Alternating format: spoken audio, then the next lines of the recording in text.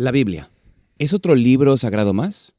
No podemos evitar saber y ver alrededor del mundo en otras denominaciones y religiones que hay otros libros sagrados, que comparten el inicio, el fin de la historia, que comparten la crisis, que comparten a un Dios o dioses que protegen. ¿Pero la Biblia es igual que esos libros? ¿Qué es la Biblia? ¿Qué viene a aportar a nuestra vida? ¿Quién la ha escrito? ¿Por qué la ha escrito? ¿De quién fue inspirada? Y sobre todo, ¿cómo podemos saber si es fiable lo que estamos leyendo? Que realmente lo que está ahí, nadie se lo ha inventado, nadie lo ha manipulado. Bienvenido a un Inverso Más, donde estudiaremos la apologética sobre la Biblia y queremos profundizar sobre ella para que nos convenzcamos todos de que la Biblia es un libro fiable y que estamos leyendo algo importante. Perdóname. Lo más importante que te vas a encontrar en la historia. Bienvenido a un Inverso Más y estamos súper contentos de que estés con nosotros. Recuerda que este proyecto Inverso viene hacia ti gracias a la editorial Sé Feliz y el Departamento de Jóvenes Adventistas de España, y que Inverso y la Biblia no se estudian solos, siempre se hace en compañía y en amistad. Amigos, amigas, ¿cómo estáis? Genial. ¿Estáis bien? ¿Estáis contentos? Muy buenas. Me alegra veros y sobre todo con un tema tan importante, ¿no? Me hubiera gustado tocarlo más al principio. Sí, Para haber comenzado como la base de todo, pero es un tema importantísimo y que hay veces que, bueno, yo al menos mis estudios bíblicos siempre el primer estudio bíblico, suelo explicarles por qué estudiamos la Biblia, ¿no? Porque imagínate una persona que viene de nuevas y empezamos a estudiar la Biblia y dice, bueno, pero ¿por qué estoy estudiando la Biblia? ¿Por qué es importante esto? ¿Cuál es el objetivo? ¿Cuál es el objetivo? ¿De dónde viene este libro, no? Porque es un libro sagrado, decimos que es la palabra de Dios, pero ¿por qué? ¿Por qué esto? Me gustaría preguntaros, ¿cuándo fue las primeras veces que leísteis la Biblia y realmente os dejasteis sorprender por ella? Porque yo creo que muchos de nosotros, si nacemos en el adventismo, hemos leído la Biblia, nos hemos aprendido versículos bíblicos y al final termina por ser a veces más poesía o cuestiones que hacemos rutinarias. Pero ¿cuándo fue? No sé si recordáis, en algún momento que dijisteis, ostras, que algo os impactó personalmente, vuestra relación personal con la Biblia. ¿Tenéis alguna anécdota? Yo tengo una experiencia Dale. de niño muy curiosa, porque es verdad que, como lo comentabas, cuando estamos en la clase de nenes y tal, pues nos la enseñan, nos la hacen leer. Pero recuerdo que una vez estaba en un lugar muy apartado, en las montañas de allí de Colombia. Era una casa un poco grande y demás. Y mi madre no había nada, estaba justo yo solo. Y ese día me había colocado a leer el Conflicto de los Siglos, que también es un muy buen libro. Uh-huh. Y en el Conflicto de los Siglos, que también lo tiene la editorial Sé Feliz, hay partes donde hay apartados de la Biblia, ¿no? Y resulta que me fui al libro de Apocalipsis, donde lo colocaba, y empecé a leer, y justo se colocó a llover, y hacían truenos y relámpagos, y estaba yo tan entretenido que era como ese típico contexto de miedo de lo que estaba sucediendo, de las bestias, y lo recuerdo muy bien porque tenía miedo, pero no quería dejar de leer porque quería saber qué seguía pasando en la historia, y todo el contexto físico que estaba sucediendo me llevaba a eso, al temor. Parecía una escena de suspense, y yo tendría 11 o 12 años tal vez, y sentía como que estuviera dentro del libro de Apocalipsis, y lo tengo muy, muy, muy marcado, y fue como uno de los momentos donde entendí muchas cosas, las comprendí porque me sentí en el contexto. Entonces fue muy curioso, estaba muy pequeño y posiblemente fue el primer momento en que sentí que realmente estaba aprendiendo o me había acercado a un nivel profundo de la Biblia. Entonces fue muy curioso. Qué fuerte, ¿eh? Es una actividad muy, muy multisensorial, ¿no? Sí. La lluvia. Quedó bien fijado. Sí, quedó bien fijado, qué fuerte. ¿Los demás tenéis alguna Es que alguna tengo historia? algo súper parecido a lo tuyo, Samu. Sí. En un camporé, Ajá. igual era pequeñita, tenía como tú, 11, 12 años, y fue un camporé del que nos tuvieron que desalojar por las lluvias que había. O sea, llovió una barbaridad. Y me acuerdo que estábamos en la tienda de campaña, éramos 4 en la tienda de campaña, y claro, cuando llueve en tu casa se escucha, pero cuando llueve en una tienda de campaña parece Ya. que se está cayendo el cielo encima. Y llovía muchísimo, con piedras, o sea, increíble. Tiendas de campañas de la parte de la cocina y tal que habían volado, los monitores sujetando los postes. O sea, fue una tormenta muy seria. Y me acuerdo que yo estaba ahí y le decía a mis amigas, tenemos que leer al Apocalipsis, es el fin del mundo.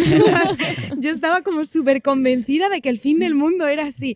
Entonces yo me puse y empecé a leer el Apocalipsis desde el principio, y yo leía y mis amigas todas en plan, pero a lo mejor no es, y yo estoy segurísima de que es. O sea, yo lo tenía clarísimo. Era todo lo que yo había aprendido en la escuela sabática, tal, cómo tenía que ser. Y yo es que lo tenía súper claro. O sea, igual, una sensación multisensorial. Qué fuerte. Pero vale. bueno, que realmente o sea, cuando yo me enamoré de la Biblia, si puedo decir algo así, es cuando, bueno, no sé cómo se dice en español, Junior, cuando antes de 14 años, Ajá. ¿dónde estás? Vosotros llamáis... ¿Tizones o sí, qué son? O sea, los cadetes. Cadetes. Cadetes. Pues cuando éramos cadetes, mi profe de la escuela sabática siempre nos hacía concursos bíblicos. Ajá. Y yo soy una persona muy competitiva, siempre. Entonces, claro, yo tenía que ganar.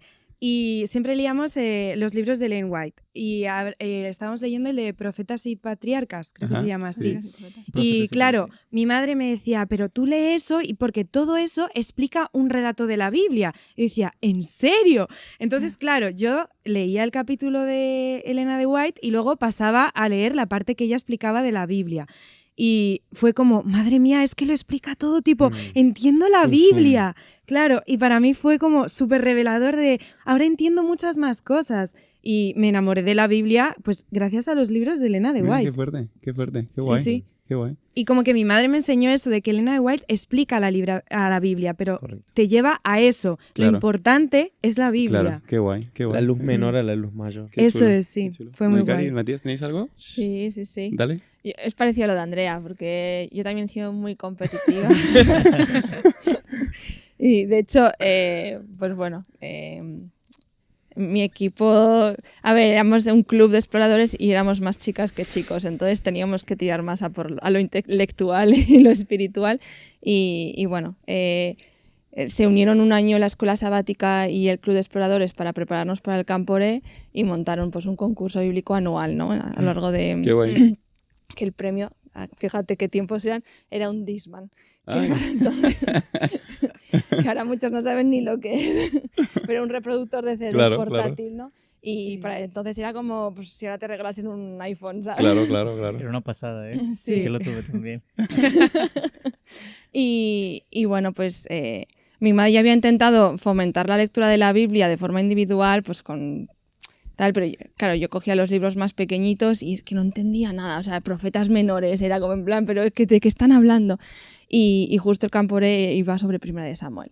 Y ahí con la historia pues de Samuel, de David. Ay, qué Y, guay. además son historias en las que te puedes identificar, porque te ves tú como el niño Samuel, te ves tú como David, ¿no? Con sus crisis y sus idas y venidas y el llamado de Dios. Entonces es como ahí ya fue, wow, o sea, descubrir la Biblia, pero descubrir a un Dios que impacta en una vida real, ¿no? Y en vida de niños y de adolescentes, Qué además. fuerte. Y bueno, ahí fue pues mi empezar con las aventuras del Señor. Qué guay, qué bonito, guay. qué bonito. A mí, bueno, yo toda la vida vi a mi papá estudiar la Biblia, entonces siempre que nos levantábamos a la mañana para ir al cole o tal, mi padre estaba leyendo, mi padre siempre estaba estudiando tal, y un día le digo, papá, quiero empezar a estudiar la Biblia con vos. Bueno, hijo, perfecto. Y me levantaba a las 5:30 de la mañana para leer Madre la Biblia. mía. Y yo leía 2 capítulos y hacía ¡pum! En la Biblia. Me quedaba planchado. Pero bueno, eso obviamente fue haciendo en mí. Después obviamente lo dejé porque no me podía levantar tan temprano a leer, no conectaba en ese momento. Pero sí me quedó grabado una vez que yo iba a la casa de la abuela de un amigo que se estaba muriendo, que tenía cáncer, y ella ya estaba postrada, iba y le leía la Biblia al lado de la cama, y ella le agarraba paz. Entonces yo decía, hey, esto es muy Funciona. bueno, funciona, porque la mujer estaba mal, y me acuerdo que le tomaba la mano, orábamos, y le empezaba a leer los salmos, y la mujer se tranquilizaba, la abuelita se tranquilizaba, y siempre que me iba me decía, ay, llegó mi pastorcito. Entonces qué guay. uno se Qué siente chulo. útil, ¿no? Mm. Y a su vez ve que funciona, Mm. que es real. O sea, muchas veces nosotros no alcanzamos a ver la complejidad y la realidad que es la Biblia en nuestra vida y cómo el Espíritu Santo, que es como el viento, que no lo vemos pero sentimos su efecto, trabaja en nuestros corazones y trabaja en los corazones de otros. Y cuando vos sos testigo de eso, decís, hey, esto es verdad, Hmm. esto es real. Es muy fuerte porque, si os dais cuenta, vuestras historias tienen un común denominador que es justamente la infancia o, Sí. la adolescencia, ¿no? Mm. ¿Quién lo diría?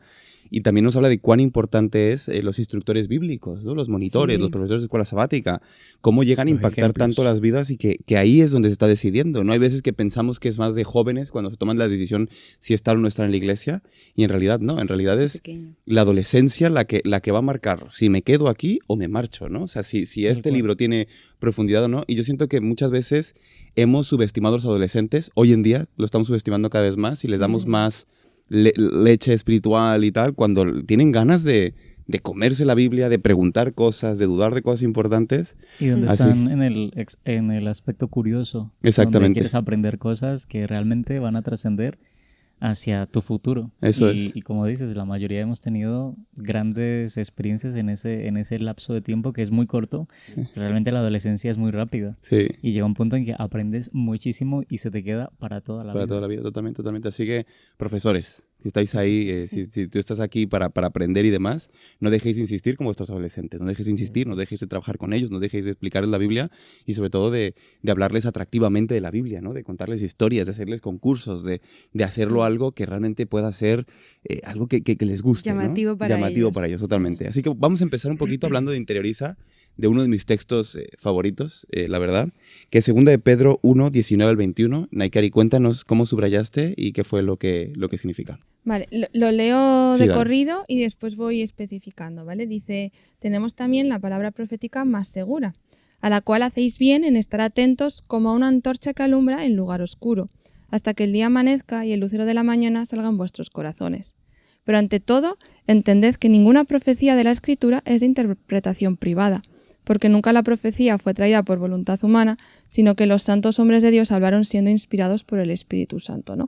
Y bueno, yo hubiese querido subrayar todo, Todo importante, ya está. porque me parece que todo es al mismo tiempo importante y un desafío, ¿no? Hmm. Pero tal vez por destaco las palabras más segura, Ujú. porque, a ver, al final estamos rodeados de libros que proclaman ser, pues Sí. eso, libros divinos o inspiraciones o motivacionales para el ser humano. Estamos rodeados también de que si las profecías mayas, no sé si os acordáis, Sí. allá por el 2012, que si las profecías de Nostradamus, y al final hay muchas voces que, pero no, la Biblia es la profecía más segura. Es donde realmente Dios nos da, pues eso, un mapa de quiénes somos, cómo funcionamos, qué es lo que necesitamos, a dónde vamos, y lo que va a acontecer en nuestro tiempo, ¿no? Y señales que nos marcan pues hitos históricos importantes que van a definir nuestra existencia. Así que, pues bueno, luego veremos un poquito más la seguridad que nos aporta la Biblia para reclamar esto sobre sí misma, ¿no? Pero bueno, continuando, subrayo en violeta la frase que dice a la cual hacéis bien en estar atentos como a una antorcha, ¿no? Y esto tiene el doble sentido, porque, claro, tú cuando estás en un sitio oscuro, ¿no? Imagináis las películas de Indiana Jones ahí en la cueva con la antorcha, claro, tiene que estar atento a la luz que da esa antorcha porque hay un montón de trampas y de, pues eso, de arañas y de cosas con las que uno se puede tropezar incluso hasta morir, y la Biblia es esa luz que nos da pistas de dónde poner nuestros pies en esta vida, ¿no? Pero también cuando tú tienes una antorcha tienes que tener cuidado de que la llama se mantenga viva, de que tenga ese combustible, ¿no? Y la Biblia por sí sola es la palabra de Dios, pero solo cuando nos acercamos a ella con la ayuda del Espíritu Santo, ¿no? Y esto es algo que es importante, el cuidar la Biblia y el cuidar cómo me acerco a la Biblia, porque muchas veces tenemos esa tendencia de, pues sí, es un libro mágico, ¿no? Y entonces abro y a ver qué dice este versículo. Y dice, pues, y fue Judas y se ahorcó. Uy, no entiendo esto. ¿Qué me quieres decir, Señor? Y abro otra vez, ahora ve tú y haz lo mismo. Y claro, eso no es cuidar la palabra de Dios como una antorcha que alumbra en la oscuridad. Requiere una atención mucho mayor, requiere el aferrarnos del Espíritu Santo y pedir que Él sea el que nos interprete, nos guíe y además hacerlo con intencionalidad, con un método, ¿no? De principio a fin, no a ver una palabra aquí y otra palabra aquí. No es un libro mágico, es una carta que Dios escribe y que yo tengo que entender de principio a fin, ¿no? Y bueno, pues después también en violeta he subrayado el hasta que el día esclarezca y el lucero de la mañana salga en vuestros corazones, porque al final la Biblia te lleva a una relación con Jesús. Es Jesús el que tiene que amanecer en tu corazón y transformar eso. O sea, que la Biblia no se queda solo como un libro de instrucciones superficiales. Es que la Biblia va a crear en ti un vínculo relacional con el que realmente va a ser la luz de tu vida, ¿no? Que es Jesús. Y esto es un desafío y es una promesa también. O sea, como dice Filipenses 1:6, ¿no? O sea, Dios ha empezado una obra en nosotros y es fiel en terminarla. Entonces, pues es importante que tengamos esto claro. La Biblia es una luz, una lámpara, pero nos lleva a la luz en mayúsculas que es Jesús, ¿no? Y luego, cuando dice, entendiendo primero esto, ¿no? Es como, todo esto que hemos dicho hasta ahora, dice Pablo, está bien, pero tiene que haber una base sólida. Y la base es que tengamos súper claro, o sea, que es muy importante que tengamos claro, pues eso, que como dice, continúa el texto, ¿no? Dice, ninguna profecía de la Escritura es de interpretación privada. Es decir, tú no eres el que va a decir lo que yo quiero decir. O sea, la comunicación viene por parte y por motivación y por intención de Dios.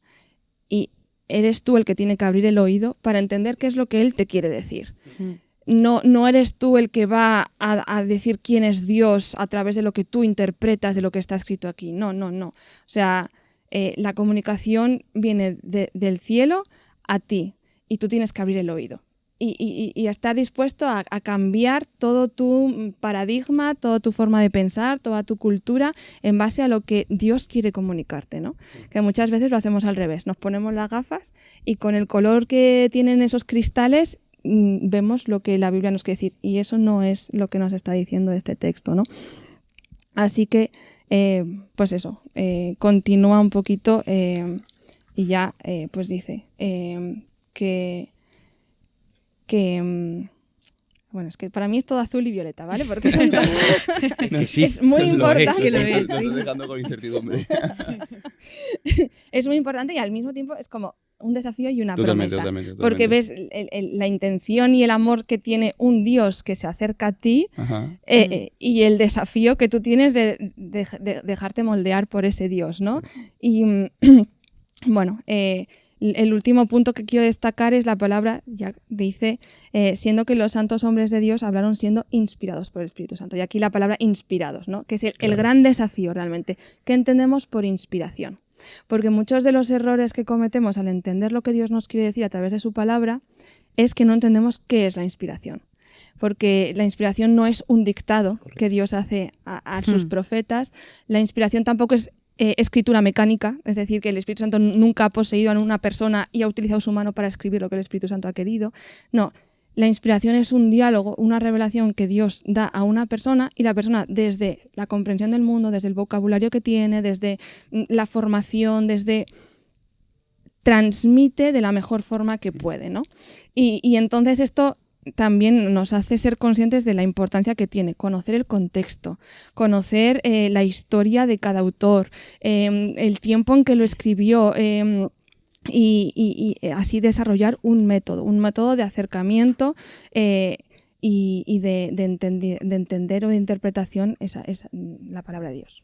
Es muy fuerte porque al final nos habla, como tú muy bien dices, de lo importante que es escudriñar, ¿no? Y esta palabra se ha dejado de utilizar mucho, pero escudriñar es muy importante, ¿no? O sea, porque la Biblia no solamente se lee. Yo siempre digo que... quiero que me entendáis, ¿vale? Que siempre digo que yo estoy a veces en contra de los años bíblicos.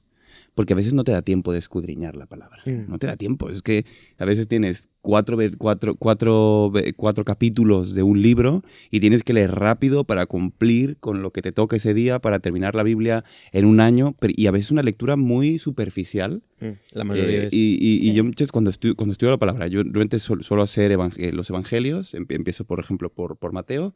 Y sigo y empiezo con Romanos y voy a la vez y al mismo tiempo y después cuando termino esto voy con el Antiguo Testamento y todo esto, pero hay veces que me quedo en 3 versículos en una hora, ¿sabes? 3 versículos y me quedo así, y de repente vas como dice Naikari, vas al contexto bíblico y lees un poquito y te interesas, ostras, ¿por qué esta palabra? Y al final 3 versículos son suficientes para una meditación que quizás te puede durar mucho tiempo. Y claro, cuando tú haces una lectura superficial, siento que no terminas de extraer todo el mensaje que está tratando de decir, ¿no? No estamos diciendo que no lo hagan. Si queréis años bíblicos, adelante, a tope con ello. Es importante todo, porque a Es ver, un importante año todo, bíblico te totalmente. da un contexto general. Que a Eso es. Y a te da veces necesitas doctrina. tener una estantería Exacto. para luego ir colocando enseñanzas Exacto, más sí. profundas y Exacto. particulares. Exactamente, ¿no? pero después sí que es verdad que sería bueno que también Profundizar. tuviéramos un momento de profundización, Obvio. de, Eso es. de escudriñar, de sacar, de buscar en libros y demás. Sí, Mate. Porque también es muy importante entender sobre quién estamos leyendo. Sí. Ujú. Porque estamos leyendo sobre Dios, no estamos leyendo sobre, qué sé yo, física, ¿me entendés?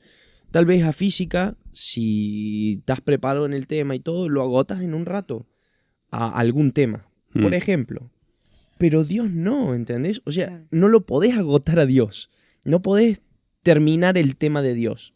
Nunca, jamás. Es un Dios infinito. Nosotros somos finitos. Entonces, cada vez hay más y cada vez más. Y vos decís, pero este versículo me lo sé de ultra archimemoria y lo he aplicado con todo lo que creo que sé. Y después aparece una nueva aplicación. Y vos decís, ¿y esto? Mm. Claro. Sí, sí, sí. ¿Ibas a decir algo, Andrea? No, ya nada. Lo Dale. ha completado él. Lo ha sí. completado, lo ha completado. Pues muchas gracias, Naikari. ¿Has terminado? Sí. Muchas gracias, Naikari. Ha sido un gran análisis de este texto. Este texto a Muy mí- completo. Muy completo, Sí. muy completo. Yo de verdad recomiendo de todo corazón, querido amigo, que si empezáis un estudio bíblico, siempre se empiece por esta segunda de Pedro, ¿no? Porque al final, Es que claro. incluso unos versículos antes, donde Pedro dice, no os estoy contando fábulas ingeniosas, no es que no me lo estoy inventando Y esto. yo fui Dice, testigo yo visual. fui testigo visual y encima elige la transfiguración. Pero no me Dice- crean a mí. Dice, no me crean a mí. Ahora, tenemos la palabra profética más segura, ¿no? Y eso es muy bueno para explicar por qué estudiamos la Biblia y qué significa. Porque yo siempre digo lo mismo, si este texto es verdad y este Pedro es el mismo Pedro que caminó con Jesús, estás hablando de que esta carta tiene 2000 años de historia. O sea, si esto tiene casi 2000 años de historia y ha llegado a tus manos una carta de una persona que caminó con Jesús que te quiere transmitir algo importante. Es que te debe explotar la cabeza con esto, ¿no? Y eso es lo que acabamos de leer. Así que, Andrea, cuéntanos un poquito qué pasó con en el camino de Maús, ¿no? Bueno, de hecho, tu iglesia se llama Maús. Sí, mi iglesia se llama Maús. Justo por esta historia. ¿Qué pasó en el camino de Maús y cómo podemos relacionarnos con todo ello? Pues es muy interesante porque vamos a hablar de 2 cosas clave que Naikari ha dicho, y es que la Biblia es la luz que lleva hacia Jesús, y en segundo lugar, el problema de la interpretación y lo importante que es una buena interpretación. Entonces, de hecho, esta historia no es una historia bonita simplemente, sino que es una lección teológica muy profunda sobre cómo Dios restaura la fe. Entonces, ¿qué es lo que ocurre? Tenemos que el domingo por la tarde hay 2 discípulos que están caminando de Jerusalén a Emaús y están confundidos, están abatidos, están decepcionados porque el que ellos pensaban que iba a ser el rey que los iba a salvar ha fallecido. Entonces es como, ¿qué ha pasado? Y no ha resucitado. Entonces, Jesús ha resucitado, pero ellos, eso no les estropea todos los planes que ellos tenían mentales. Y ellos no saben reconocer que Jesús ha resucitado. Y este detalle es clave. ¿Por qué? Porque los discípulos no dudan de Dios, sino que ellos dudan de la Biblia mal interpretada. Porque ellos conocen muy bien los hechos, ellos conocen la cruz, ellos conocen la tumba vacía, conocen los rumores. De hecho, Jesús hay un momento en el que les pregunta, ¿de qué estáis hablando en ese camino? Y son ellos mismos los que le dicen, ¿pero cómo es posible? Eres el único extranjero que no conoces y todo el mundo está hablando de esto, que Jesús murió el viernes y que la tumba está vacía. O sea, ellos mismos le explican los hechos. Entonces, el problema de ellos no es la falta de información, sino una lectura incompleta de las Escrituras. Y también me parece muy interesante este detalle que ellos dicen de todo el mundo está hablando de esto. Esto habla y da un argumento a las personas que posteriormente negaron la resurrección de Jesús de que todo el mundo sabía eso. No era algo que se conocía solo en un lugar o que solo ciertas personas lo sabían. No, era algo muy conocido y muy expandido ya.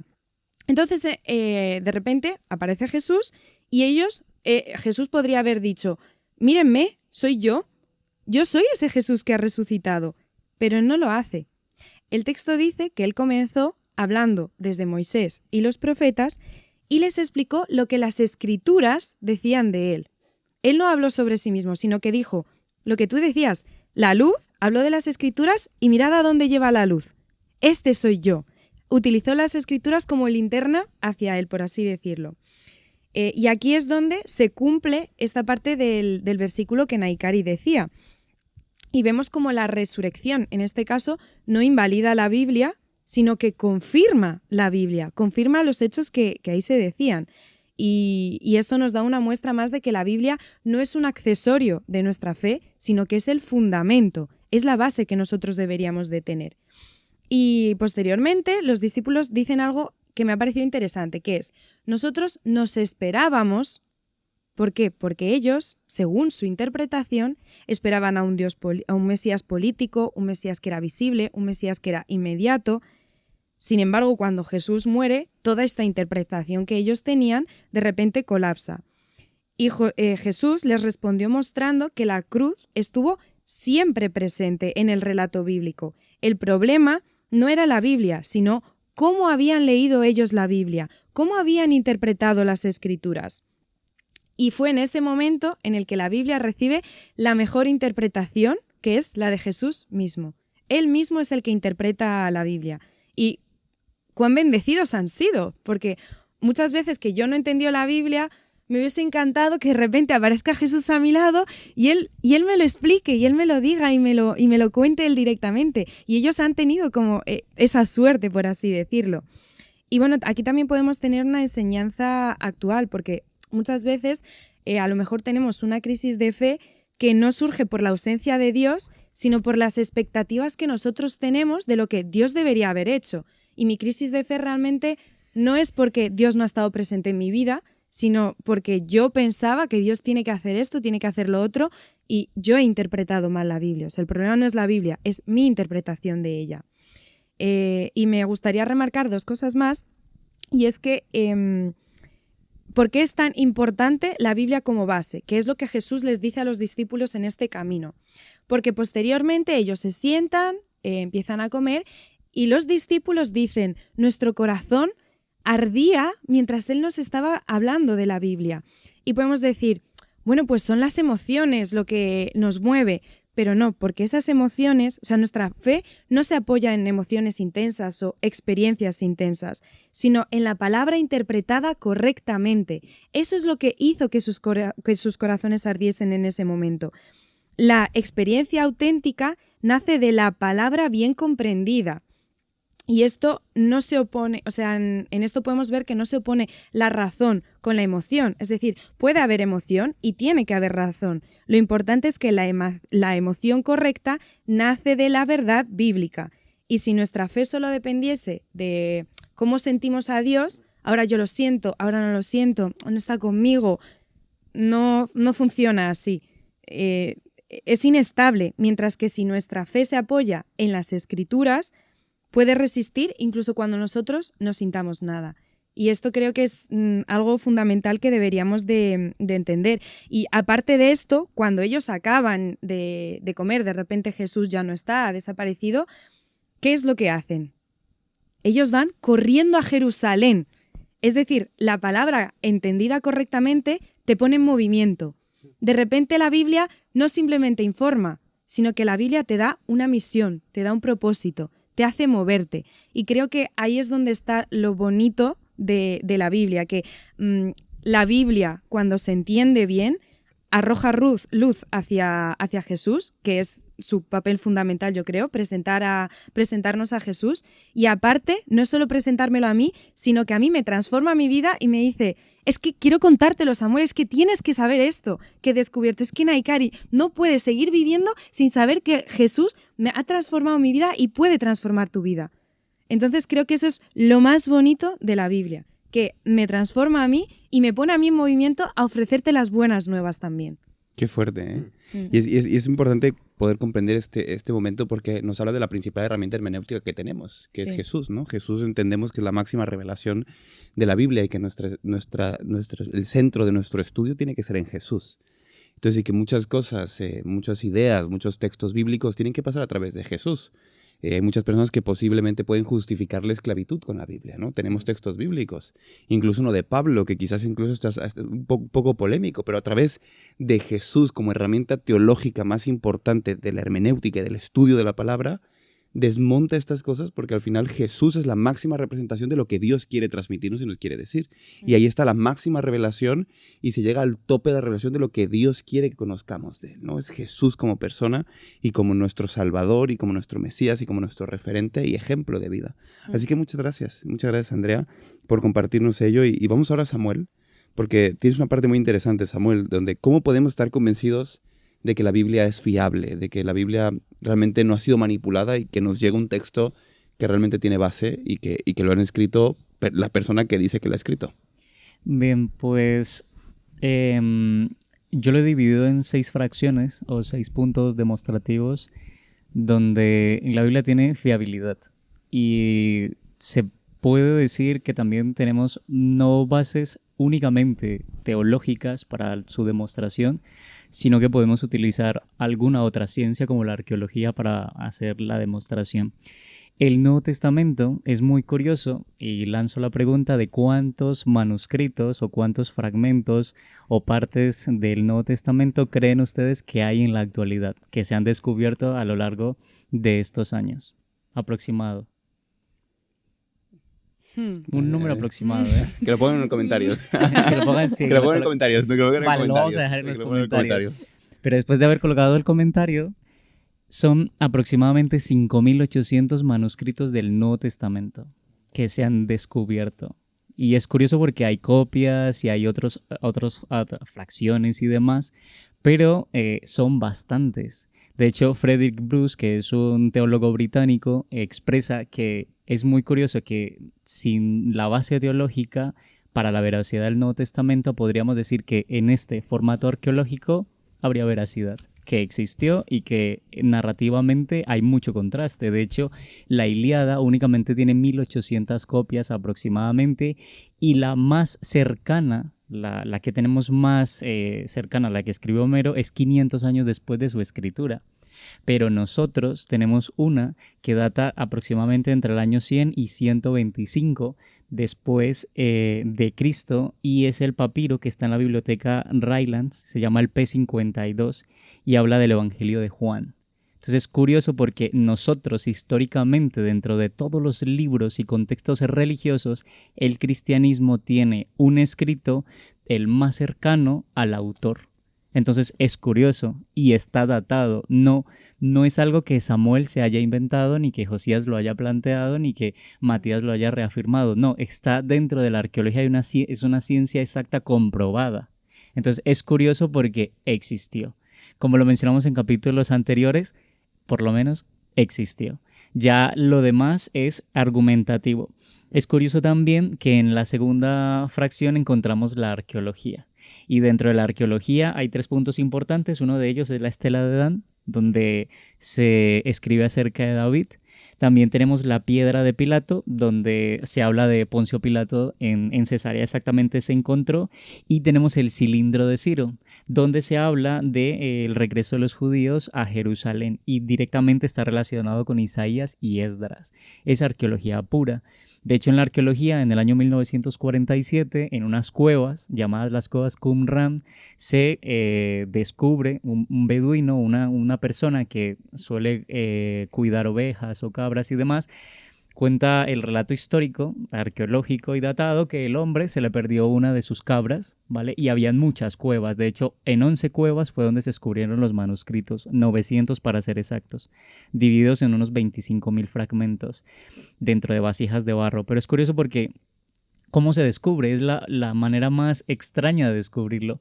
Se le pierde la cabra y buscándola la encuentra en una cueva. Claro, hay un formato de vida, de supervivencia de estas personas que están en las montañas y que hay animales peligrosos. Entonces toman rocas y las tiran dentro de las cuevas por si algún animal se escucha o por se escucha la cabra o la oveja que está perdida. Entonces él toma la piedra, la lanza y escucha que una vasija se quiebra. Entonces, pues imagínate tú en una montaña que entras a una cueva y algo se quiebra como si fuese barro. pues yo soy muy curioso, no hay un animal, voy a también me entrar y voy meto. a verlo. Claro, y cuando entra, se encuentra escritos. Y claro, después de que empiezan a hacer la investigación por más de 5 años, empiezan a relatar cada uno de los fragmentos. Y es curioso porque el 40% de la información que hay en las cuevas Qumran es historicidad bíblica, que data de años hacia atrás, que reafirman lo que nosotros como cristianos decimos de la escritura. Entonces, también tenemos algo que podemos tocar, que podemos ver, que podemos oler y que podemos decir que fue escrito. Entonces, es bastante lindo. También proféticamente hablamos de Miqueas e Isaías, que profetizaron desde mucho antes, por ejemplo, la venida de Jesús o su nacimiento. Y estos hechos históricos se cumplieron. ¿Por qué? Porque en el punto 4 encontramos estas fuentes extrabíblicas. De hecho, Tácito, que era historiador romano, en uno de sus anales, en el 15.44, menciona a Jesús y a su muerte, su crucifixión. Y era un historiador romano. También encontramos a Flavio Josefo, que lo hemos mencionado, que siendo judío, en su libro Antigüedades de los Judíos, narra la historia de Jesús y Juan el Bautista. Son extrabíblicos, pero que confirman la información. Solamente he traído 2, pero vamos, podemos encontrar muchísimos más y muchísimos más puntos y fragmentos que hablan. Y también encontramos lo que se llama la revelación cultural, la WBL, que sería la Wycliffe Biblic Translators, dice que aproximadamente tenemos 3.500 fragmentos traducidos tanto a idiomas como a dialectos en el transcurso de la historia.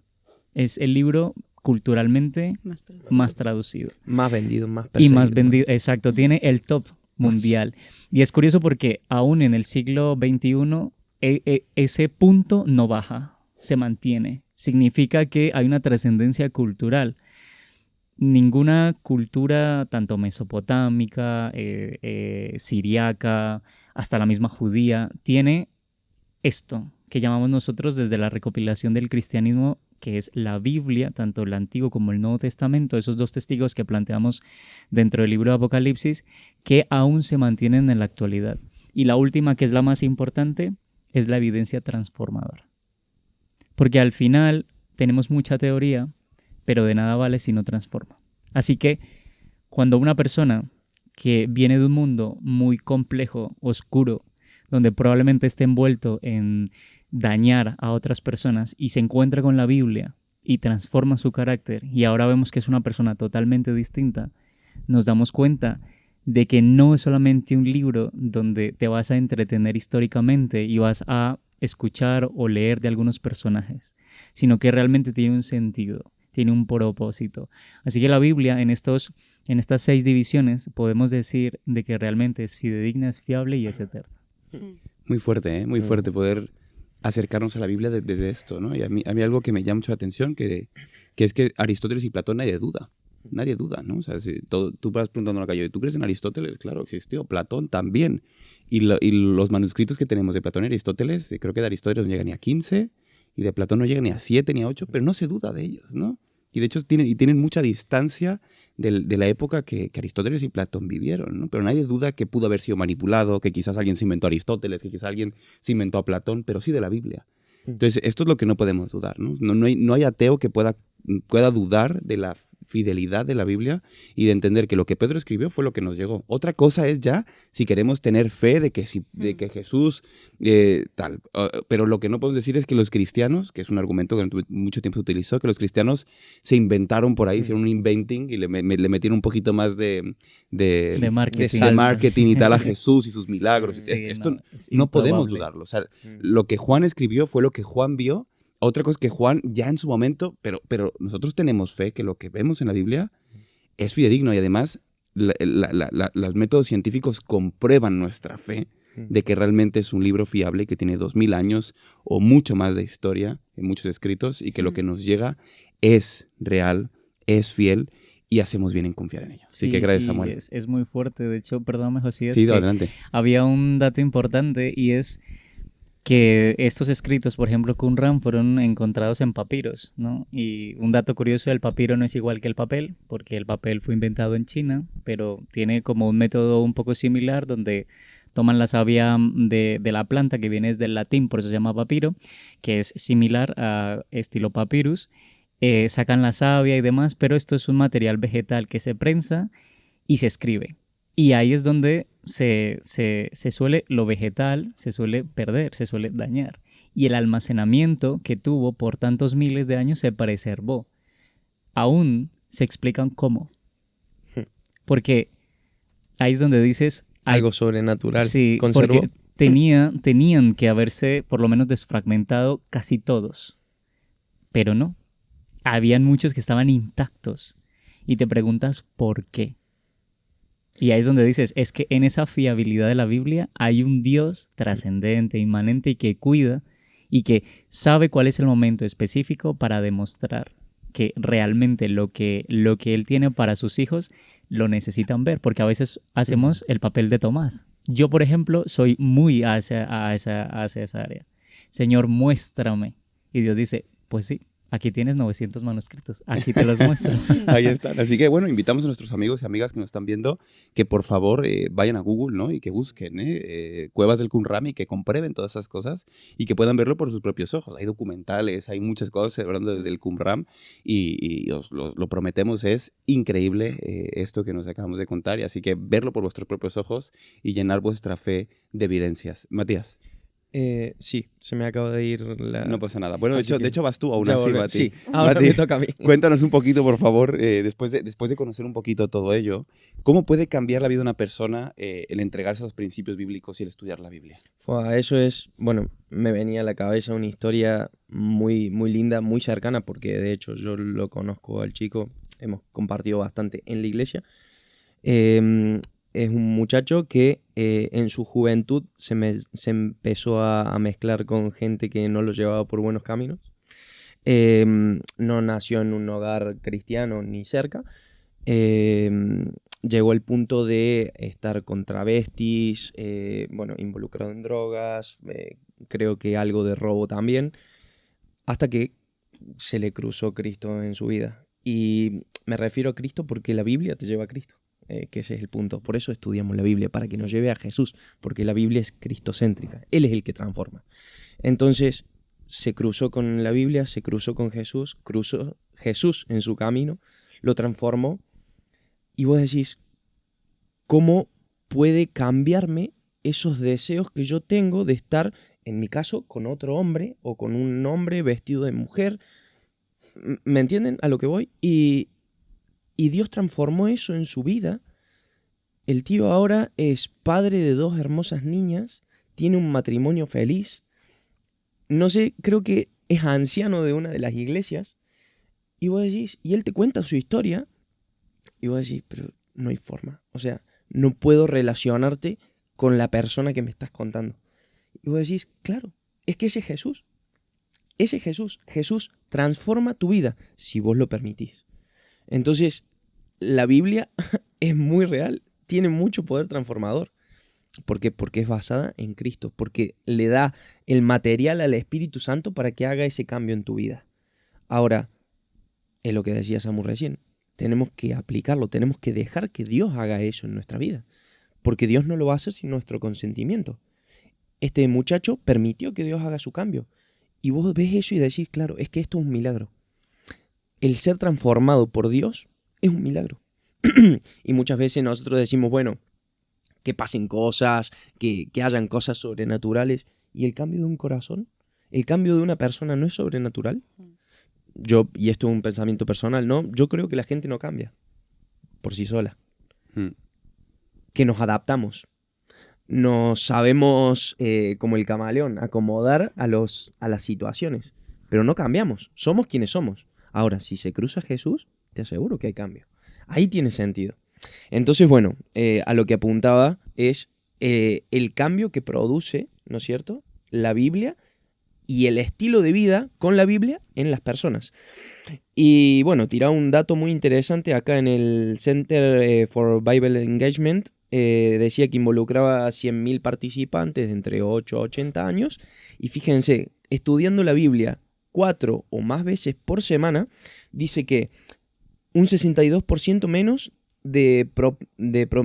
propensión o propensas, ¿sí?, a emborracharse, 59% menos a ver pornografía, 59% menos a tener fuera del matrimonio sexo, 28% menos a tener problemas con respecto a la soledad. Y ahora empiezan los positivos. 228% más propensas a compartir su fe con otros. Y un 407% para memorizar las escrituras. Y obviamente, memorizar las escrituras y todo con lo que eso conlleva y trae, ¿no? Porque vos decís, hey, y qué bien, ¿cómo haces para aprenderte tantas cosas de la universidad? ¿Cómo aprendes? Porque ya estás acostumbrado a algo mucho más grande que es Dios. Dios es la fuente de la sabiduría. Si nos acercamos a la fuente de sabiduría, vamos a ser más sabios. Pero no por nosotros, es por lo que la fuente de sabiduría hace en nuestra vida. Entonces, claro, acá nos presenta algunos métodos o algunos consejos que podemos dar a las personas que recién están empezando a encontrarse con la Biblia, ¿no? Entonces, como yo, cuando era chiquito que veía y empezaba por Génesis y toda la genealogía, y me quedaba dormido, que por ahí no es la forma, decís, bueno, empezá con los Salmos, por ejemplo. O los Proverbios. A mí es uno de mis libros favoritos. El top 10 están los Proverbios, porque te enseñan la vida, te enseñan de la sabiduría. Y uno, si entiende cuál es el chiste de la sabiduría en la vida, es no equivocarse o tratar de ser lo más inteligente posible para aprender del error y no equivocarte de nuevo, que es lo que todos queremos hacer y caminar más o menos derechitos.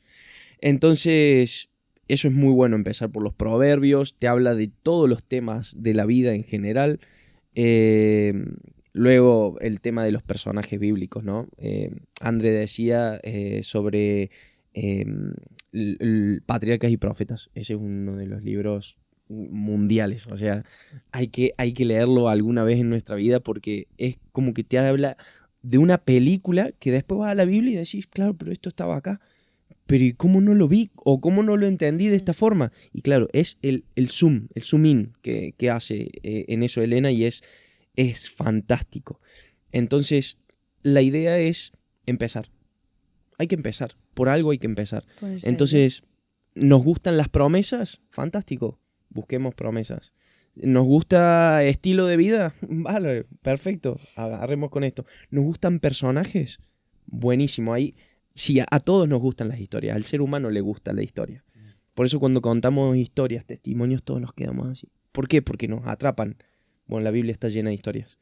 ¿Y saben qué? Las historias fidedignas. Porque no te cuentan solo lo bonito. Te cuentan al ser humano, como es. Tal cual. Y eso le da aún mayor autenticidad. Y por último, y creo que es la clave de todo, entender de que la Biblia habla de Jesús. Todo habla de Jesús. La historia de Moisés refleja a Jesús. La historia de Abraham refleja a Jesús. La historia de Mateo y todo lo que cuenta es de Jesús. O sea, la Biblia es cristocéntrica. Entonces, si nosotros entendemos ese concepto, es ahí donde lo vamos a incorporar y dejar al Espíritu Santo que actúe en nuestra vida. Y lo que vos dijiste, me parece clave, es no hay que leer la Biblia por leer. Hay que estudiarla y meditarla. ¿Y qué significa meditar? ¿Vieron cuando los animales herbívoros rumian? Mastican y mastican y lo pasan y lo traen y lo vuelven a traer y lo mastican y lo mastican y lo mastican. Bueno, ese tiene que ser nuestro pensamiento. Leer algo, masticarlo, tragarlo y al rato volverlo a traer y masticarlo y masticarlo y masticarlo. En esa sí hay que rumiar.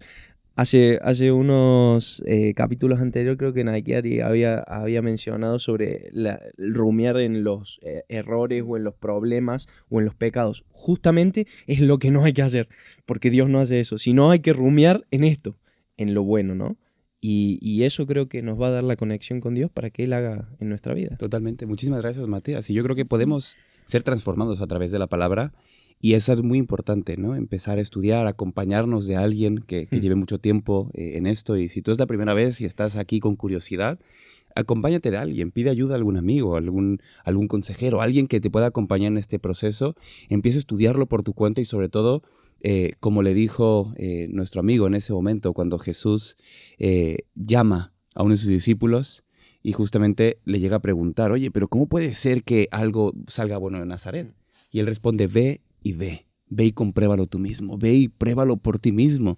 Y eso es lo que te decimos a ti. Nosotros te podemos contar nuestro testimonio, nuestra vida, pero hasta que tú no lo veas y tú lo pruebes por ti mismo y te empapes de esto, no vas a saber si realmente es verdadero para tu vida. Y es por eso que me gustaría recomendarte algo muy importante, que es este pequeño libro que tenemos aquí, que se llama Yo pensaba que.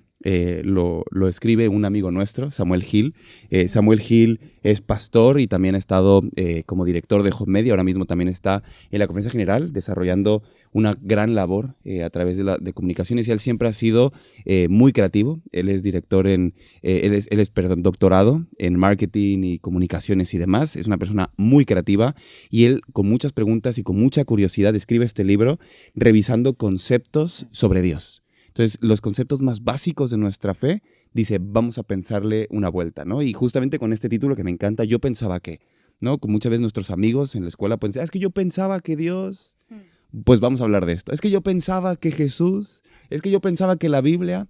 Así que va tomando, cada capítulo va tomando temas fundamentales de la fe, de la Biblia y demás, los va desmitificando, los estudia a profundidad y te va a encantar. Si tú quieres regalarle a un amigo o una amiga algo para que pueda profundizar y pueda romper esos mitos y pueda acercarse a la Biblia, este libro te va a encantar y lo venden aquí en Sa Feliz. Sí, que además está pensado precisamente para eso. Exactamente. Para los compañeros de universidad o los compañeros de la secundaria que no comparten la misma fe que nosotros, para que puedan entender lo que pensamos y lo que creemos también. Eso es. Así que ya sabes, te dejamos aquí el link aquí abajo, además de que puedes encontrar un montón de libros más, cursos, revistas, libros de salud, libros de profundización bíblica y demás, aquí abajo en la editorial Sa Feliz, así que aquí tienes el link, entra, búscalo y vas a encontrar material de mucha calidad. Chicos, chicas, muchas gracias por acompañarnos, gracias por estar con nosotros en este capítulo y nos vemos el próximo en verso el próximo sábado a las 4 de la tarde, hora España. Hasta luego. Adiós. Adiós.